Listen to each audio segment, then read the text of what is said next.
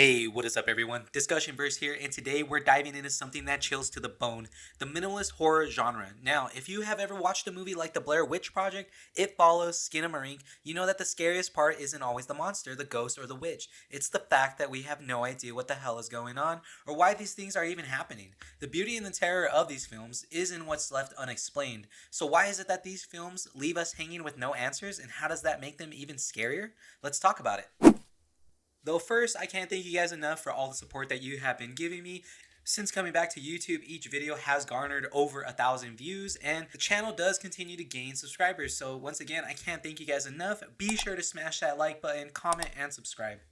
This particular genre really benefits on not relying on gore or complex narratives, but on atmosphere, creeping unease, and slow burning dread. What sets them apart is the horror is often as much about what is unsaid as what is shown. Whether it's a sinister force lurking just beyond sight or an all too human encounter with inexplicable evil, minimalist horror explores the quiet dread that seeps into daily life, becoming something so deeply unsettling and often seen in these movies, it's really inescapable. Let's take a look at how several notable films in the genre, especially recent films such as Longlegs, Skinamarink, I Saw the TV Glow, It Follows, Possessor, and The Witch, use minimalism and use the idea of less is more to truly induce the horror and terror that you feel within the settings of these movies. Take Longlegs, for example. The horrors of the past, obscured by trauma and time, slowly rise to the surface. It's set in 1970s Oregon. The story follows FBI agent Lee Harker as she uncovers a series of grisly family murders, and each of these murders are facilitated by one man, with that man being Dale Cobble, who is committing these family murders, or familicides, I would say,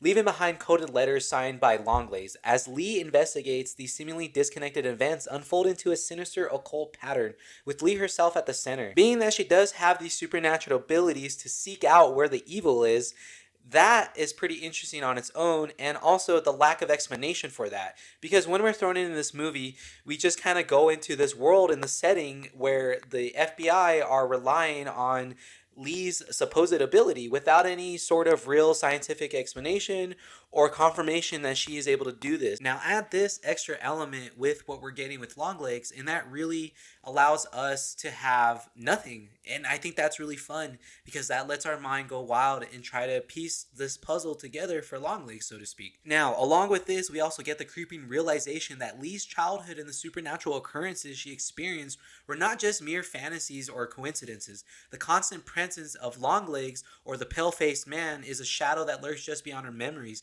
pulling the strings of her fate in her life.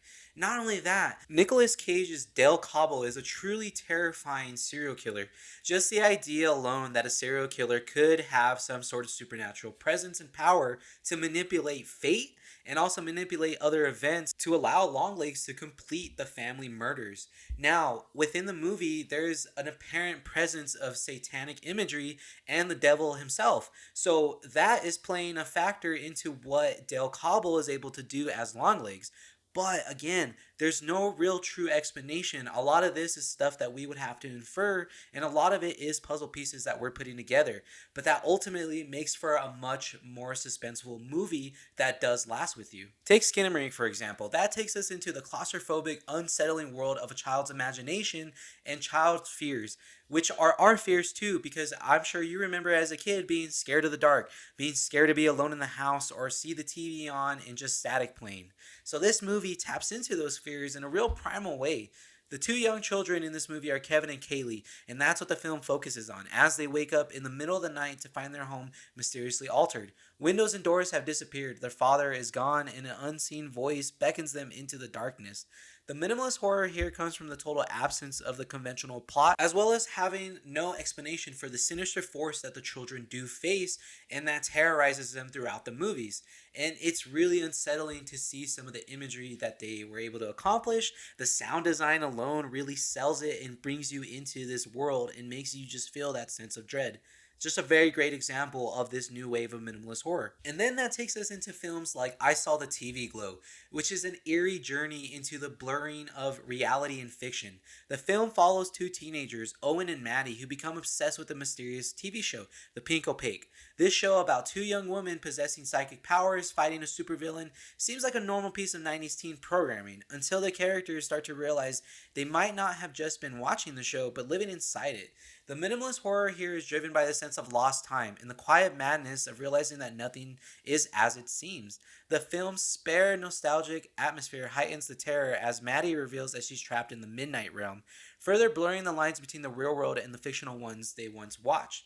Not only this movie is pure symbolism for both characters and what they're going through individually and masks that as a horror film, which I think was just a really smart move. And that sense of dread in real life anxiety, in real life doubt on decisions and life decisions made really sticks with you. This film in particular really does sell the whole idea of less is more in using more of a non-conventional plot to really tell and send home the atmosphere that they created. And I mean, it's really palpable. From here, we then get movies such as It Follows, which gives us one of the most iconic examples of minimalist horror. The film centers on Jay Height, a college student who becomes the target of an entity after a sexual encounter. The entity relentlessly follows its victims, taking any human form, yet remains silent and always walking towards them, never stopping. What makes this film terrifying is its simplicity. The entity's slow, deliberate pursuit forms the backbone of the film, creating psychological tension and anxiety as Jay is constantly hunted, not sure of who to trust, and in constant defense, really.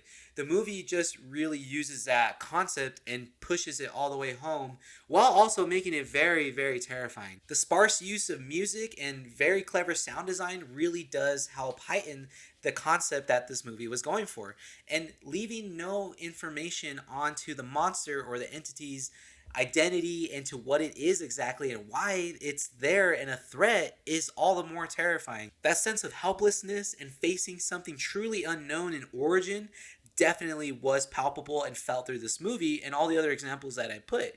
That concept alone really does amplify horror and the horror genre from what is expected and what is sort of standard, I would say. And the idea of minimalist and less is more is not just on the antagonist or the creature or the monster itself and lacking explanations. It's also in the setting and the world that you create, right, for the movie. Take one of my favorites, Possessor. That delves deep into the psychological horror of losing control of one's own body and mind.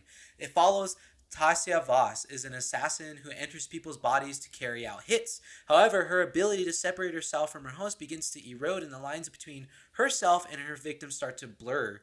Now, where it gets really interesting is we don't know exactly who the employers are. We're also thrown into an alternate timeline and world where technology like this does exist, where there are certain assassins and hitmen that can use such technology in order to invade someone and take control of them. Though that's all the breadcrumbs that we do get.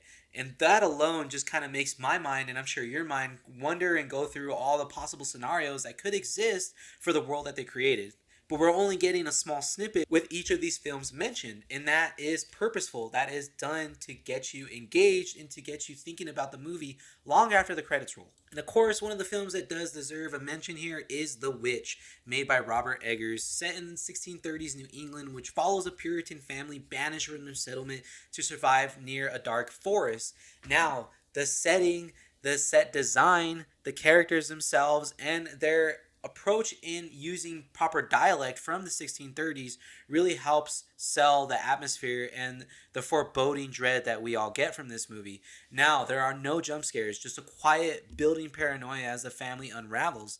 The stark rural setting, sparse dialogue, and even the unsettling presence of Black Phillip the goat that may embody the devil himself does add to the haunting atmosphere.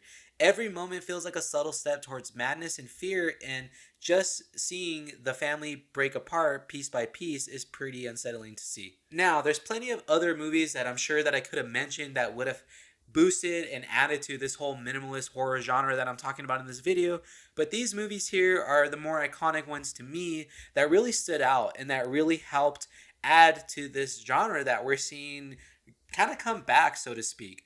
The point is that each of these films all vary in different approaches, but they all share a reliance on a simple narrative and using other elements, whether it's the unspeakable and unknowable horrors in Longlegs, or the collapse of reality in Skinamarink, or the relentless approach of an entity in It Follows.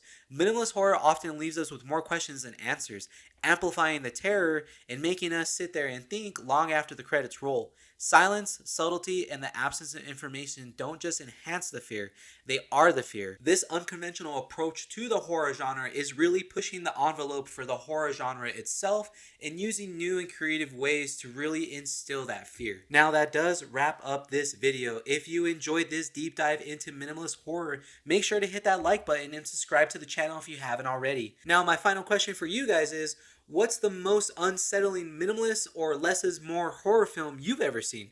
Drop your thoughts in the comments below. Thank you guys so much for watching, and until next time, peace.